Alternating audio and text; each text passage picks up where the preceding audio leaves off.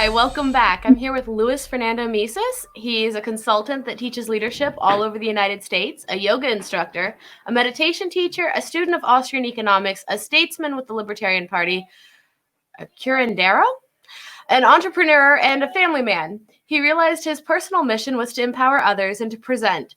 And this realization propelled him to create Emancipated Human as a way to bring stories that would help people see the nature of the police state we currently live in, ideas to hack the world, interviews with people that have practical examples, and inspiration to live a freer life. Hi, Louis, you there? I am here. How are you? Hi, how's it going? Great to be here. So, can you hear me? Want to give us a little background on how you ended up where you are? I mean, that's a bit of a broad question, but I wouldn't even know where to start. I guess I guess I never felt like I was able to fit in most places. So where other kids were excelling at, watching sports or whatever, I was doing hustling, I guess, doing all sorts of things. And I'll share some about that here in a minute. So moved to the States in 2000 and been in Texas, I guess, ever since.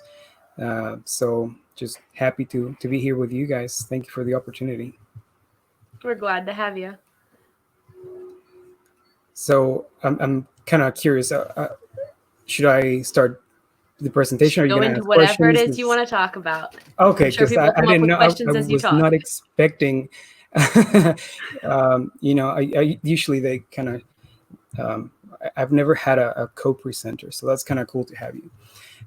So the whole idea of entrepreneurship and love, I would like to talk about that because there's a really, I guess, important thing that a lot of people, when they talk about entrepreneurship, it's more like an arbitrage of sorts where they want to not sell to the end consumer, but to sell to some venture capitalist and sell a business and then, become a trillionaire at age 30. And we have created and painted, in my opinion, an incomplete or maybe even a wrong picture of what being an entrepreneur is. So I wanted to, it's not a rock star status. And I think that's actually something that, a lot of people now that it's pretty exciting to be an entrepreneur, but at those of us that have had this bug from the very beginning, we tend to be highly unemployable. But we like the game, we like to create value. And that's one of the things that how we know that we are entrepreneurs. So I'll tell you a little bit of a story on that regard. When I was, I think I was like second or third grade, something like that, I started renting school supplies to my little schoolmates. And school is pretty different in Mexico. I was going to private school, same school as Placido Domingo, the opera singer, went to, and, really fancy. So I was able to get away with renting supplies to my little peers for like a pretty penny. And remember my brother went and picked me up one day and he said, "How the heck did you end up with all these things? You went to school without them." I said, "Well, I had to repo some things because, people wouldn't pay up." He's like, "How?" Some from early on, the idea of creating value, and I would see a need and I would try to fill it up. And seeing that, like, I could come home, go to school with a little extra 5 pencils, or at some point I started renting out the Super Nintendo cassettes or the VHS movies, a long time ago. So that the idea of the game of creation, the game of co-creating life, that's the love of entrepreneurship, and it's something that cannot be taught. Even as a leadership development consultant, we talk about creativity and entrepreneurship and all those things, and those are not things that you can learn. You either have it in your DNA or you do not. So there are some schools that offer entrepreneurship expansion tools, and I think that's pretty awesome, because if you have that little bug inside of you and you don't know, like, you don't have anybody around you that can help you explore that or expand that or just explain to you what is it that you feel. So these schools are pretty amazing for that, but it's not something that can be taught. It's one of my friends and mentors, Doug Casey, says that we are like the X-Men. We have a different gene. We're like the weird ones. And I think that's actually pretty accurate if you think about that, like I was telling you, where when I was little, like there was a lot of kids that were like stars in soccer or other games. And here I was like making money at age 7. And there is a difference there. So there's also, the sexiness of wanting to be the entrepreneur. And a lot of people read the book, The Lean Startup. And it's like a Bible now for like Silicon Valley. And even here in Texas, some of the Austin people, like everybody swears by it. And they're like quoting the book. And I think the book is splendid. But again, it's more like for people that already have that in them. So what I'm trying to bring here to the table today is, I know that a lot of us libertarians are actually majorly entrepreneurial. And a lot of times we don't fit in. A lot of times we feel like the outcasts. And this presentation is for all of those people that, they just have felt differently. So there is something also, the entitlement caused by easy market and lots of money. So, nowadays it's super easy to just get lots of money on one of your ideas, and you can just go to Kickstarter and like people can make millions of dollars. But in my perspective, it's not about becoming the next Richard Branson and to see who can create the new Facebook. I personally believe that the idea of being an entrepreneur is about freedom, to be able to do what you love. And, if you're in a startup, even though it can be a startup and you can be called an entrepreneur, if you're not happy about it, if you're like dreading it, if you wake up and you say, this sucks, like that's not the spirit. Like you're basically selling your soul. And why would you want to like do that and make like $2 million later when you're like all unhappy and unhealthy? So my idea that I want to bring forth is, if somebody can make, homemade jam because, they learned from their aunt to make it, and they make a business out of it, and it's something that really pumps them up, and they can make $100,000 a year doing that. To me, that's a successful entrepreneur versus, somebody that just is not really living it. They're just doing it for the status or for the money or for, like, don't get me wrong, the money is nice and all of that. Those are all cool side products of entrepreneurship. But the main idea is something that like it just burns you inside. You can like, I wake up in the morning and I'm like happy to be awake because I have the purpose of whatever it is I'm trying to accomplish long term, and whatever action that I am taking is taking me closer to that. So with the mindset, that's the entrepreneurial mindset, so that's something that I really want to talk about, the happiness factor. When somebody, like, if you say, well, let's define what successful means, and I think that's also another paramount pointer for entrepreneurials, the idea of happiness. So as whenever you get to a point and you sell the company or whatever it is, then whenever you reach that goal, it maybe lasts maybe a week, maybe 2 weeks, perhaps a month, you're happy about it, but then it goes away.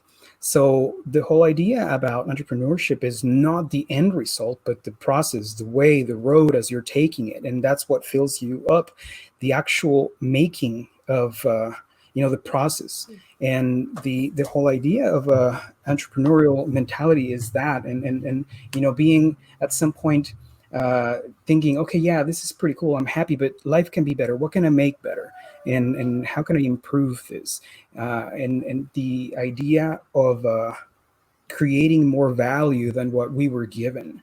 So just, super grateful that my wife reminds me that, my childhood was pretty differently. Like not everybody has, like that level of parenting that I received, but I just feel like really grateful. And then I want to just give more. The idea of the maximizer is another one, because that's another really good book, The Maximizers. When you give somebody like $1,000 and then like that just goes to shit, but you give one other person $5 and then they multiply that, you want to give more to that person. Just like, I'm just wasting here. So being able to feel the energy of those that are maximizers and connecting with those people. And like I was at some point, and this is like highly illegal, I was probably like 8 or 10 years old, and I was selling loose cigarettes, I was selling candy, like anything that I could to make $1. And the funny thing is, I mean, if there's anybody here that has kids and their kids want to sell things, I like support them. I was sometimes I would, like on Sundays, I would get my parents to take me to some of the warehouses where they sell things cheaper, kind of like even cheaper than Costco kind of thing. And then I would pre-sell it. And just that kind of got my entrepreneurial cranks going. So if you see that your kid has that, try to support that. Don't tell them not to. Now, there's another thing, that the whole schooling factor. I mean, under all intents and purposes, I would be considered a failure, like I'm a college dropout, and like I started doing like hustling and all of that. So in the whole corporate ladder ideology, that would be like, well, who is this guy? Highly unemployable. But there's been months where we can make $1,000 a day, and like we could make more money, even if that's like comparatively speaking with the successful people of the corporate ladder. So one of the, it would just more prepare you for being a good employee than prepare you for running a business yourself. yes, Overwhelmingly, it's training to be an employee, not training how to take the reins on your own life and figure out what it is that makes you happy and how you can turn that into a market need. So I don't know, most of the best entrepreneurs of our time are ones that were college dropouts. They didn't go very far in school because they got bored being told what they should be focused on when they had their own thoughts and ideas they wanted to explore. 100%. And I mean, even worse, like I've gotten kicked out of school, that didn't make my parents really happy. Like I guess the only like family member that doesn't have a college degree, but that's okay, And the idea of an entrepreneur is also to know that 95% of the time we're going to get a no from somebody, but we only need that 5% yes to be able to make things happen. So when people say like, well, I don't want to do it because I'm going to fail, or somebody's going to tell me no, and my response to that is like, yeah, I mean, that's accounted into everything. You're going to have micro failures, and I think that's actually pretty important, because that's immediate feedback from the market as you're putting out a product or it shows you where to improve. Absolutely. So instead of spending years and lots of money on a product or service, like starting small starts are really important for entrepreneurs. Like you don't have to have everything perfect. Like even when I started doing activism back in 2010, 2011, my videos are really cringy, but I just knew that I needed to start somewhere. And it sucked, and I sucked, but I just like, I had this burning thing that just needed to come out, and a lot of people will be able to relate to this. So yeah, I mean, you'll get better. Like start with one step and then another, and then keep moving. That's comforting. This is my first day on camera. It's been really awkward. Tell me more. Why is it so awkward? I'm just not usually the person in front of the camera. I'm usually the person that does contracts and bookkeeping. So it's kind of been interesting being on camera all day. Well, that's pretty exciting. Congratulations. No. You don't like it? I blame Dan. No. You have a great smile. You should do it more often. No? Can you hear me? Oh, sorry. John's phone was ringing and I was glaring at him. It's okay. Yeah. So, I mean, we all suck at first. And that's something that I learned from the Buddhists, having a beginner's mind. Like, you're going to suck at first, and that's okay. Whenever we learned to walk, we didn't like fall once and like, oh, fuck this is not for me. Like, mom, carry me everywhere. Like, no, that's not how it works. You're gonna get up and you're gonna be walking. And then now look at you don't even think about walking. You just like go about and mind your own business, So the same thing happens with everything else. And I mean, like I've read many places that they say, yeah, you need like 10,000 hours to be an expert at something. So you got your 10,000 hours walking, now you're an expert. And then in the marketplace is the same thing. And one of the cool things about it is that you start seeing patterns before shit happens. So with the experience of and the gut, because entrepreneurs, there is something that is not just logical. Like half of the time we go against logic. One of the biggest examples I really like to talk about is Tim Cook, the CEO of Apple. He was offered the position, and all his peers told him no. His family members told him no. The numbers, the data told him no. But he's like, okay, like all of that in my mind says no, but something weird internally is telling me that I need to do this. And then he went ahead and did it, and it worked, and he's amazing. He's doing great, So like being in touch with what you feel and sensing that, because, as we create life as entrepreneurs, like we cannot just repeat the same patterns, because that's not creating life. You're just like copy paste. Right. So being able to be the visionaries and seeing where things need to move or where you need to move. And that's something that is not talked about a lot of times in entrepreneurial, in the schools or even books. This is something that I actually noticed after, doing leadership development for 10, 12 years, the level of, what would it be? It's not like non-rational thought process of senior leaders is pretty crazy. It's like amazing. And they get into holotropic breath work. They get into meditation just to be able to understand and hone that to a better degree. So it's really powerful to be able to, it's like the world is the canvas and you're just choosing your colors and your palette. And one of that is your intuition. And we need to really get in touch with that. We need to be able to listen to it. And the whole idea of connecting with your unconscious mind. I mean, I have enough credits to probably have 2 master's degrees at this point, like, because I just never really graduated. So, in psychology, there's the ego and the superego, like the unconscious mind and all of that. So when you are able to integrate your conscious mind with your unconscious mind, you can get information super rapidly. And sometimes I don't know the answer of something, and I just kind of sit there and I ask myself a question, which is different than talking to yourself. When you ask yourself a question, it goes to the deep unconscious mind. And the more that you do that and the more you trust it, the faster it becomes.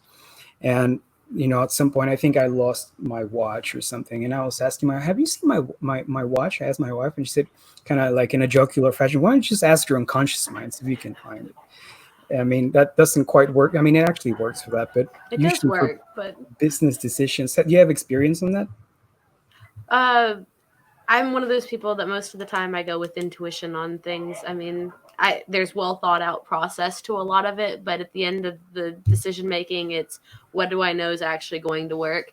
And you do process a lot of information in your brain that you don't necessarily pick up on. So if you tap back into that unconscious mind for like the watch case, for instance, like you lost your watch, somewhere in the back of your mind, you remember what you were doing at the time the watch got lost. So you can get back to that point, but you have to focus on that part of your subconscious to where you're like, okay, so that's what I was doing. So that's probably where the watch is. And then you find the watch. It's the same kind of an idea. You just have to be more aware of your situations and your surroundings and then know how to tap back into that moving forward. I love that. Absolutely. And I bet you that after today, you're going to want to go back to being in front of the camera because you're good at it. Yeah. Have you seen the movie Inception? No. Okay. Well, not much of a movie person. At some point, they're like, they go into the dream state, and then one lady's like, screw this. I hate this stuff. And then she leaves and quits the job. And then the next day she comes back because she was able to feel like how awesome this is. So I actually kind of think that that's going to be you here pretty soon. You're going to go back to it.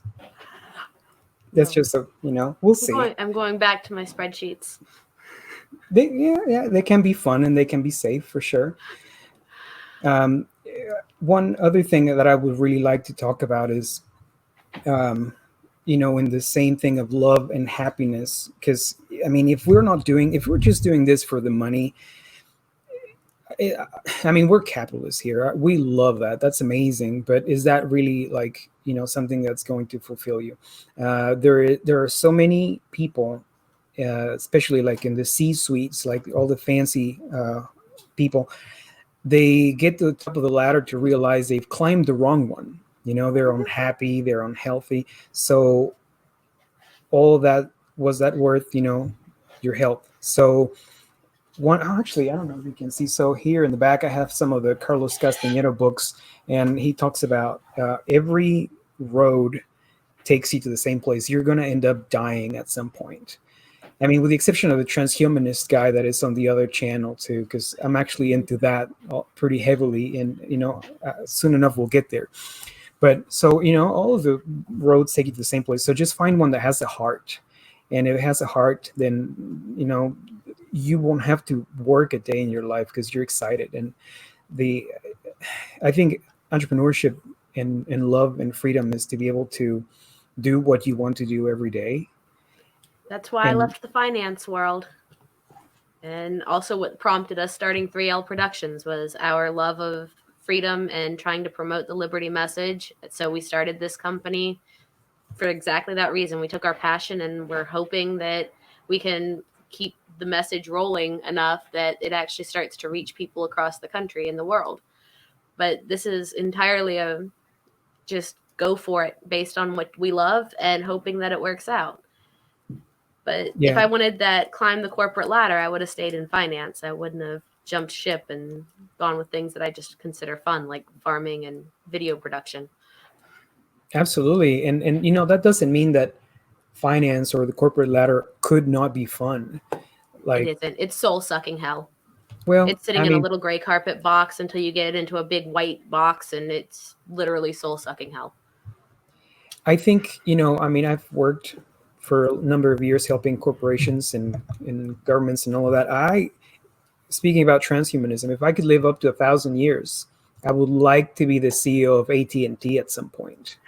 I think that would be just like, shit, like, can you imagine telecom and all of that? Like, I'm such a geek also. So to be able to be, I have a friend that she was one of the executive vice presidents of Texas Instruments and Samsung. And some of the stories she tells me, like, they're pretty amazing. And she says, I knew what I was going to have in my purse 5 years before, because like what we were working on. So to see the future, to create things that transform people's lives, I think that will be pretty sweet. So all that's to say, the idea of freedom and liberty and being able to do what really lights you up. And I think that's the song that I want to sing, the thing that I want to bring to everybody. It needs to be something that you really enjoy doing, because then you're not going to mind working 70 hours a week. You're not going to mind, when there's a rough day, because like there are hard days. It doesn't mean that just because you're doing something that lights you up, that is going to be all peachy, No. You're still going to deal with idiots and assholes, and you still have to have rough days, and like that's not the point. The point is like that's because you love it so much, you're gonna come back the next day instead of, oh man, I have 23,625 days before retirement, and you're like marking each one of them, every morning as you're brushing your teeth. Like, can wishing you imagine away your life? Exactly. And one of my cousins a long time ago, he said, I don't want to have kids yet because I want to be the one that raises them. Instead, like a lot of people just have kids and throw them in, school and then on like after school activities, and then like they just get them at night. And yeah, all right, well, you get out of my hair, go to sleep. So I like the ability to, work here and have the kids and be able to hang out and grow with them. Right. Having our family together, and I think that's pretty powerful. I don't think it's a model that works for everybody at this point, but I think that we are getting there. Actually, even with like the COVID situation, we're seeing more and more that we don't need to go into an office to work, because for the most part, like I don't know, what is it, about 75% of the work we can do from our computers from our phones. Like I can be pooping and working at the same time, like on my phone, you know, like, I mean, that isn't that like, I, I could have You don't have to never worry guessed. about having separate work clothes and dry cleaning bills and commutes and all of that. You can just do whatever it is you're getting paid to do in addition to having your normal life going on around you. 100%. I mean, I still like to wear button-up shirts to be in the house and my slacks because I just enjoy that. But you know, if you want to be in PJs, which whatever floats your goat, you know. And my goats don't float. They need some helium. Well, I don't think that would be a good idea. If they had float, they might float, but otherwise they're swimming goats, but not floating goats. Yeah, yeah.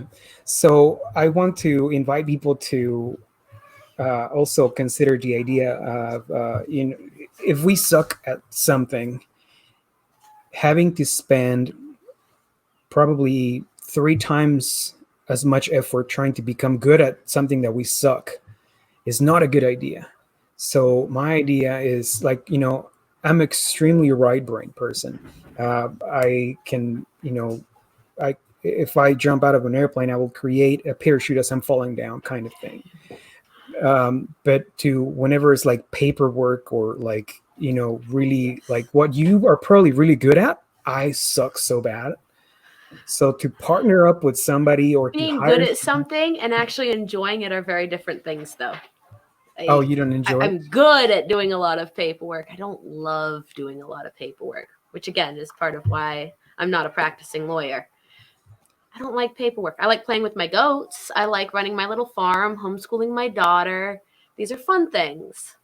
Everything else just pays the bills. And you I can see. bill at a high enough rate that you don't have to work very many hours. So even though it's miserable work, if you're only having to work 5 or 10 hours a month, that's not too bad. Absolutely, that's the thing, So when you're able to have that level of freedom, to not have that only a successful entrepreneur is somebody that's Richard Branson, to have for you to have the ability like to do life on your own terms. I think that's success. I think that's pretty amazing, and whatever that looks like for you. And then there's also something like at this point, I think it was December of 2018. I got initiated into some one of the shaman circles, and it was a higher degree. And one of my friends, my teacher said, you've been able to master living. Now you have to master dying and transitions. I'm like, well, that sounds fun. And started to see that all like, relationships, relatives, businesses, like I lost, I don't know, 80% of my income, and like everything just was going to shit. And as an entrepreneur in my mind, instead of freaking out, I was like, this is interesting. This is exciting. This is an opportunity to rebuild. So what I'm going with that is entropy is a natural enemy of humans, and we're going to encounter bullshit at one point or another. And the first rule of tantra is reject nothing. So when something comes at you, instead of fighting it and becoming a battle, just like, okay, well, it's here, what can we do about it? Kind of like aikido, you use the energy of the opponent against them instead of going like boxing, which I really enjoy. So whenever we are facing situations that I guess non-entrepreneurs or normal people will be like freaking out, we see that. I want to invite people to see that as opportunity for growth. Kind of like when you go to the gym and you exercise, what happens is that you break down the muscle. It breaks down and then it regrows. So the concept of anti-fragile is something that I really like to relate to. So what that means is when it gets affected, when it gets hit, when it gets under pressure, you become bigger, you become stronger, you become better. So to accept and take the blessings and the challenges of life at the same time, not just I guess to see it in a more holistic, because a lot of times we say, we want happiness, we want joy, we want parties, we want wealth, we want health, but we forget that the other side of life is not just going to disappear.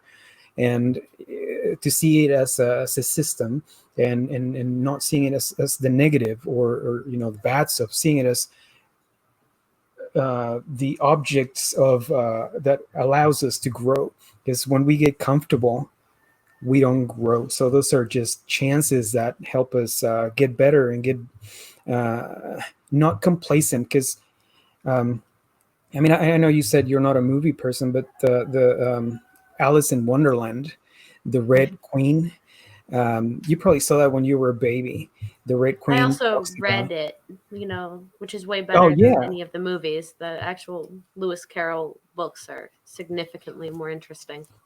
They yeah, take a they're lot really of the good. story out from movies. Yeah.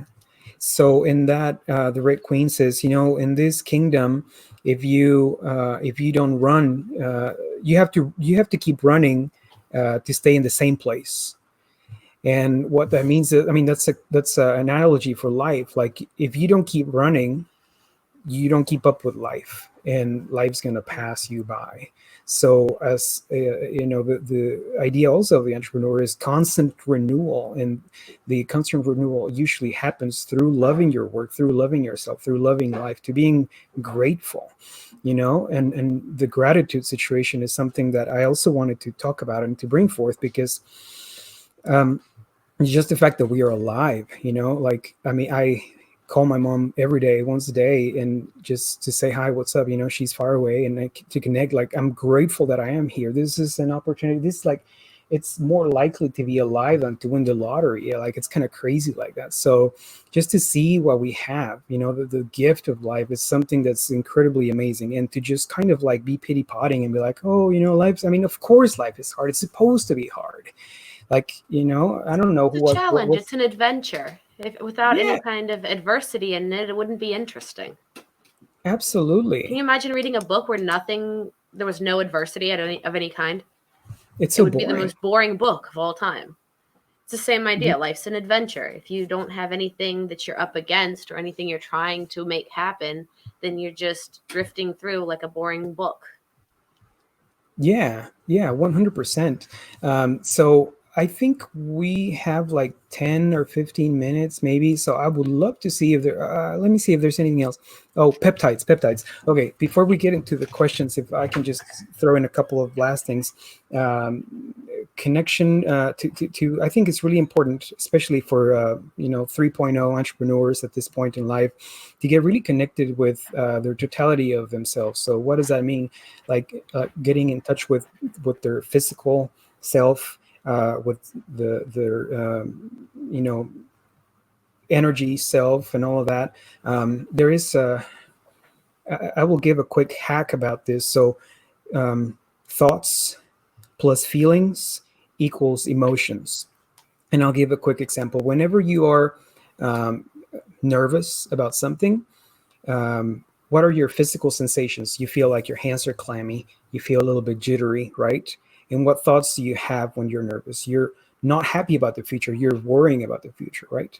So when you're excited, what is the physical sensation of that? Your hands are clammy. You get a little jittery. It's the same physical sensation as being nervous.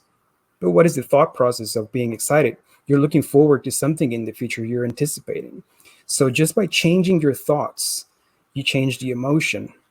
So I cannot emphasize enough the importance of really focusing on like mindfulness practices that help us yield our thought process, because a shitty mind process will give you a shitty life. So I'm the kind of person that even if the sky's falling down, I'm gonna be like, well, shit, at least we're closer to the clouds. Like always looking for a way of how we can improve our life, because you can certainly do the opposite all the time, like complaining about everything. Like, I mean, some people, like, you tell them, hey, what's going on? Today is Saturday. Oh shit, it's Saturday. Oh my God. They've got a They're like, problem for every solution. exactly. Like, so it's really important that we get connected with our totality of ourselves, with our thought process, with our feelings, and to have people that are maximizers around us. Because if you have somebody that is always shitting on like the ideas that you have, or always shitting on whatever, like you're not going to get anywhere. Like it's hard to be with people like that. So even it could be family, like you can like respectfully distance yourself and become or find people that are on that same vibe. So and this is something pretty important. Like we have control over the people and situations that we bring into our life.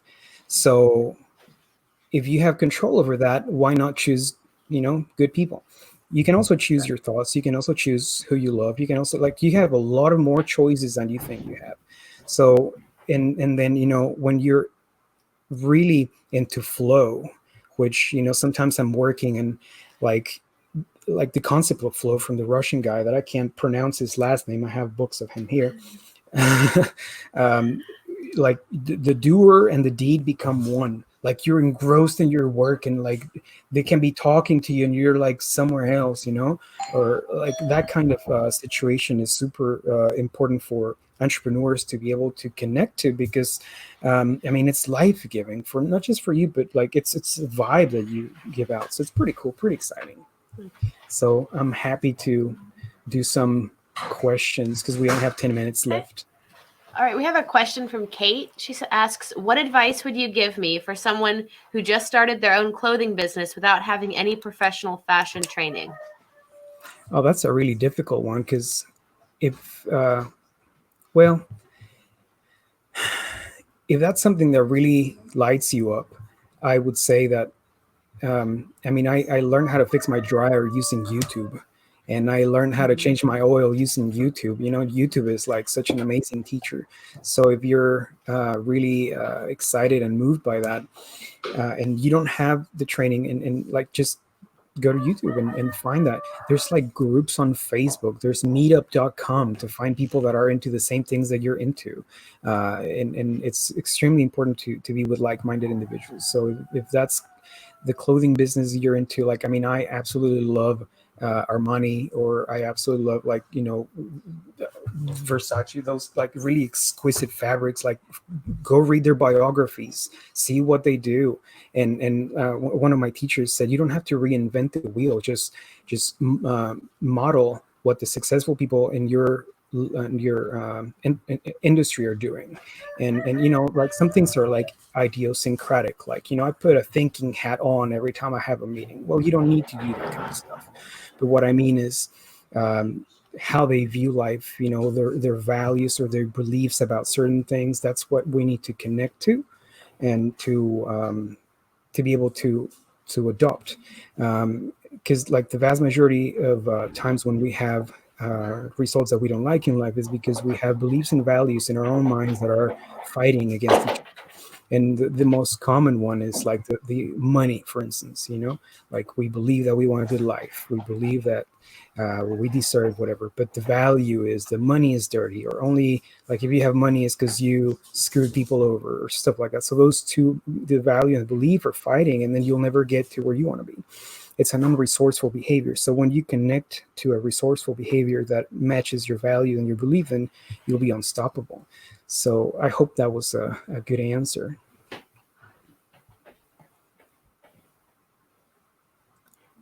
Then the next one, Matt Lacey. College degrees have become an indoctrination instead of a path to, well, the whole idea of university was to teach people who they were. The humanities would help you. And this is something that really wrestles my jimmies. A lot of times, a lot of people will say, well, I'm not having a good time in life. I want to, we need to get rid of capitalism. We need to get rid of the patriarchy, or, like some of those really silly commentaries. Easy scapegoats. Yeah. So they're excuses for why people don't succeed. Yes. But one of the things is, like, those people, I have some empathy, because they were really likely not given good examples to, like, mentors or people that they could model after. So the universities have become the neglectful parents, because now they're just spewing out propaganda that is not resourceful. And you come out and you know, you want to take over the world and change like the social structure, but you cannot even wipe your own butt, kind of thing. You know, you cannot even cook some eggs for your family. Like you need to like, so there's in the ideology of so the deep ideology of the entrepreneur in my mind, and any person that is seeking self-actualization, has three verbs: be, do, have. Most people focus on the have first. They want to have the nice car, the lifestyle, the house, whatever. But that's not how it works. You have to first start with being. And that's what the universities are supposed to teach us.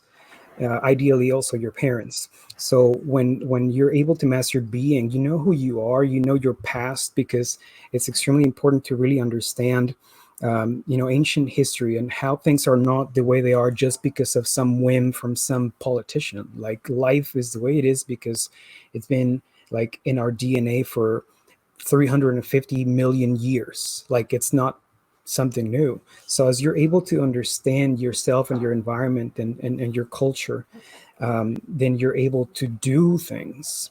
And when you're able to do things, you're working because of who you are. The person that shines forth makes you do things. And having is only a byproduct of doing, because you know who you are.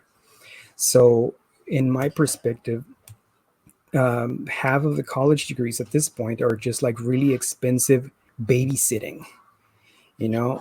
So you come out and you get patted on the back, and then you're like $200,000 into debt, where And you you could have still are purchased only a qualified house. to go work for free as an intern.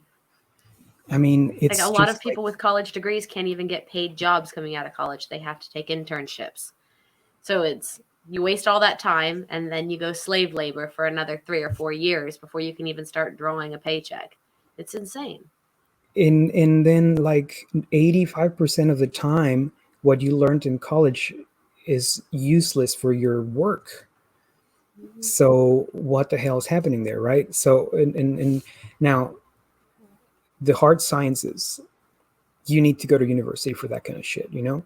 But for other things, I think like like, you know, if you're an attorney, a lawyer, or something like that, you don't need college. You You could could be like, self-taught. I mean, it's not that hard to read through law books and case law and everything without having an instructor standing up front telling you why your arguments on everything don't fall in line with their particular agenda, so they're going to dock you points. And that's what a lot of school has become. It's regurgitate exactly what it is the instructor likes and thinks, otherwise you fail. So you get yes, really good at regurgitating, but you get lousy at thinking. They exactly. ruin critical thinking in colleges.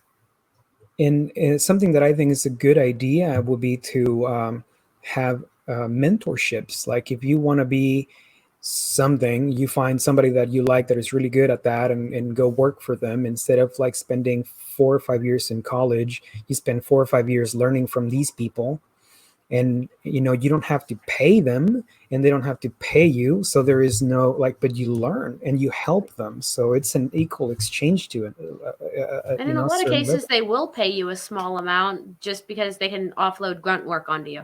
And I mean, that's how I paid my way through school, was working my way at jobs that wanted to pay for my next degree that I wanted to get.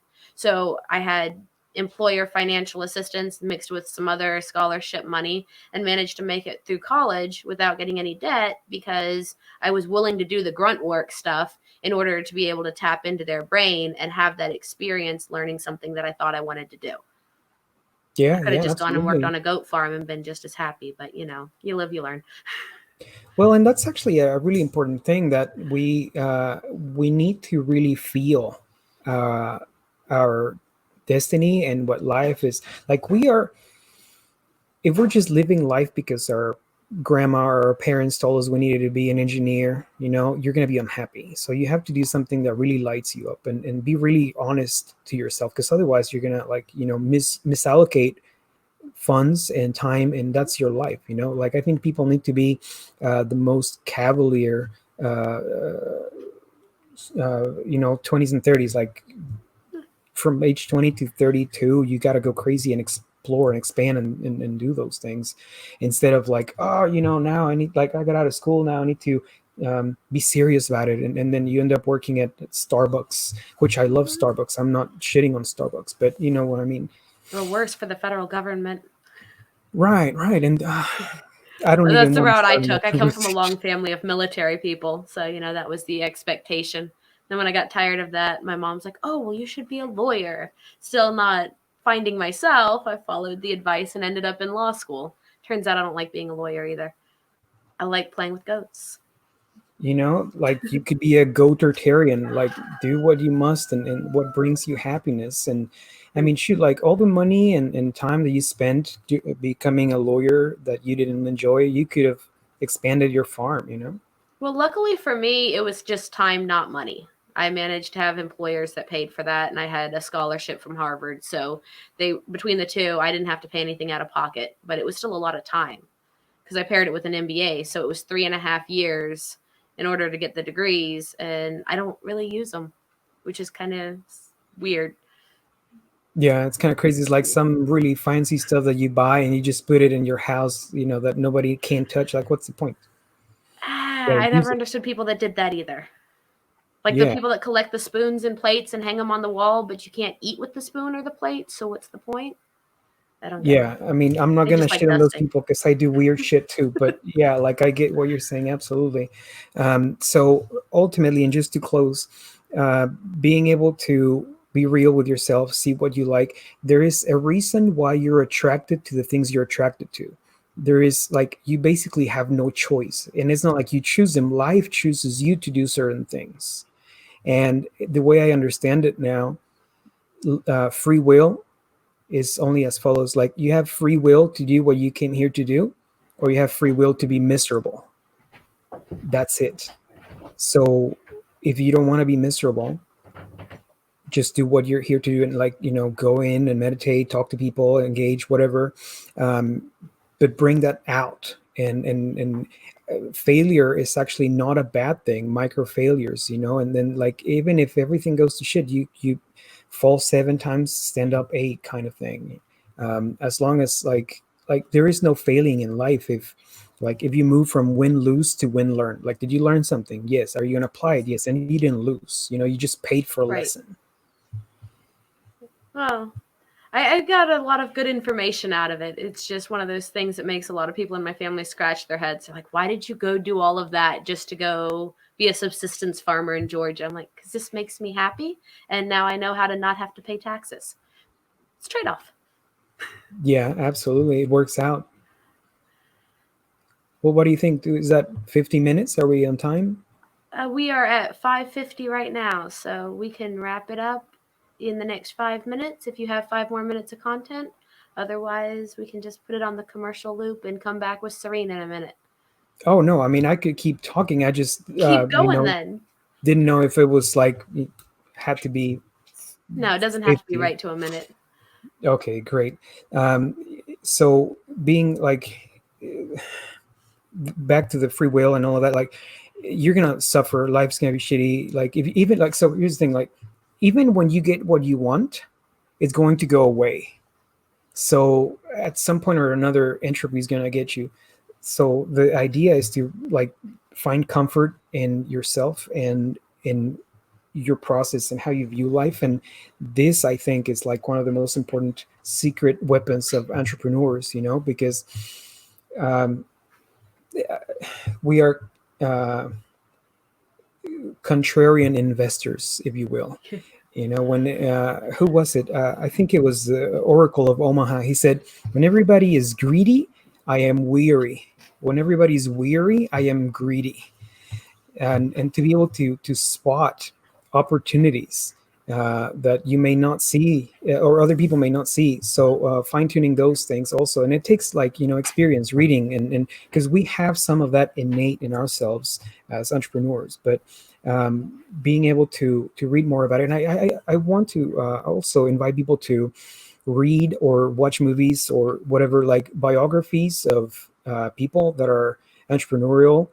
That's going to be super helpful because, I mean, I'm profoundly ADHD, I'm super like, airy fairy. And at some point you feel kind of weird, like why do I forget these things that like are so easy, but I can still remember something that I learned in 7th grade in physics, like, I mean, indigo child, ADD, whatever.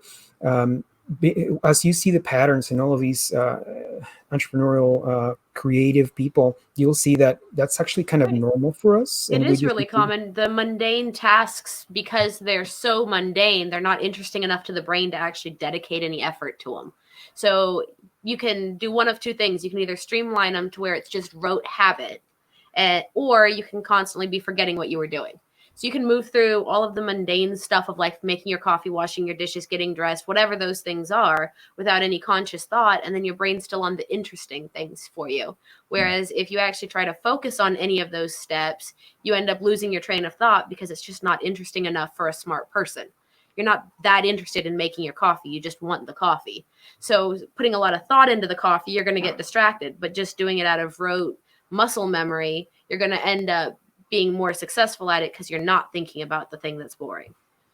100%. And, my clothing is basically almost the same stuff all the time. I have, like, my closet is like copy paste kind of stuff. And I don't have to think about it, like, because of the same situation. I don't want to have to use brain power for that.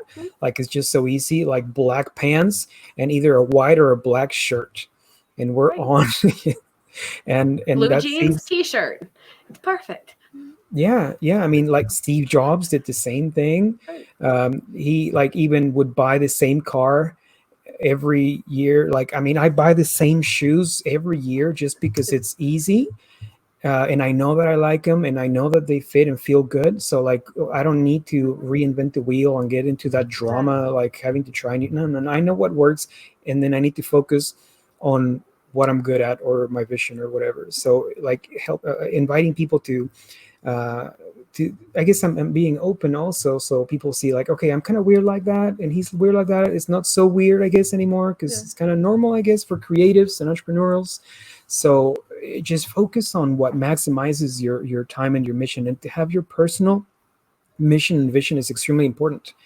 Because if you don't have, like, who was it? Friedrich Nietzsche said, anybody that has a why can withstand any what. So, like, even if you're going through shit and hell, like, you have eyes on the prize kind of thing, and you're focused, So, thank you. All right. I appreciate you coming on with us. It was a great discussion. Thank you for And having. up next, we're going over to Serene after a short break. So y'all enjoy the loop again. All right. Take care. You too. Bye bye.